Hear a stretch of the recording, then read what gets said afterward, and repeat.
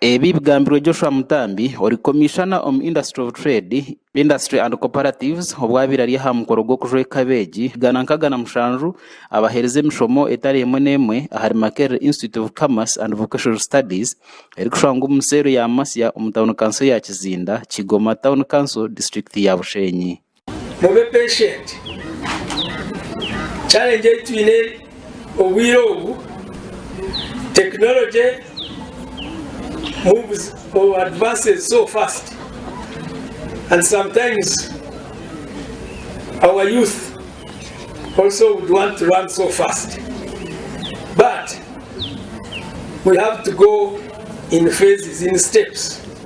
Joshua Mutambi agarukire yasima beji abo kurwana amashija bakehaye bakahika abahanguzi ngo no barabe babire babugana mu bizuvu habwa determination y'imugizire kumara imyaka ebiri emwe no kushobamu tukumanya ngo in the course of your studies you meet challenges, temptations, obstacles, but still you persevere. Mwabasa kutusya mukoro gweyizo. Franklin Katunje agambira beji ngo bwegese n'ekikwato cyo kubanza ekiri kubasa kuhindura ihanga. Education in Narogejese is the most powerful weapon which we can use to change the world. Ogo kukomsha omusinya fo kuja wayegedi n'organo ko ibintu bifutangaza munonga mwarabu murisha ko mun mujya cyangwa mwabataraje no mcyaka bibade aware of. I urge you, be honest. Be very honest.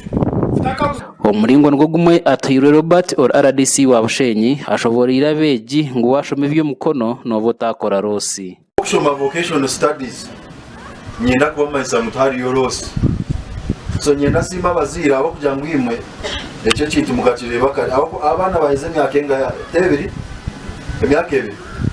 So cyamayisa ngo 2022 omuzire we no lyaho ino mwana ari kuza kujwara 2 years ago ukawachimanyire skills ningebe mukono no etikombeka atari kuza. So this is the best field of study which is practical instruction erikutubasa kugira ngo umuntu agire mugashore. Mukuru w'ishomereri Evans Burora ashoborira kwishomero yatandikire na nahuriya kubwa hati. Started in 2014 with only 4 students, 5 tutors and 1 block. But now we have 255 students, 5 classroom blocks and 18 tutors with 3 support staff.